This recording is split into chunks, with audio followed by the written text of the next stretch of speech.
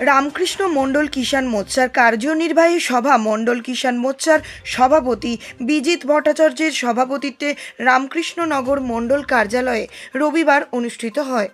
সভায় বিজেপি সরকার কৃষকদের উন্নয়নে যেসব প্রকল্প আছে তা নিয়ে বিশদ আলোচনা করা হয় এবং সরকারের দেওয়া সুবিধা ঘরে ঘরে পৌঁছে দেওয়ার জন্য কিষাণ মোর্চার পদাধিকারীদের আবেদন জানান বক্তারা।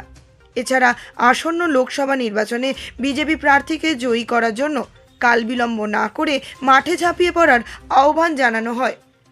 সবাই বক্তব্য রাখেন করিমগঞ্জ জেলা কৃষক মোর্চার সভাপতি অমিতাভ দে, জেলা কৃষক মোর্চার উপসভাপতি শান্তনু শেখর দাস, জেলা কৃষক মোর্চার উপসভাপতি রাধেশ্যাম কৈরি, রামকৃষ্ণনগর মণ্ডলের বিজেপি সম্পাদক রিক্তা পাল, রামকৃষ্ণনগর মণ্ডল বিজেপির সহসভাপতি নূপুর সাহা প্রমুখ।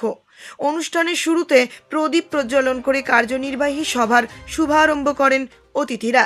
কৃষ্ণনগর থেকে শ্যামল আচার্যর রিপোর্ট, নিউজ অবিকল।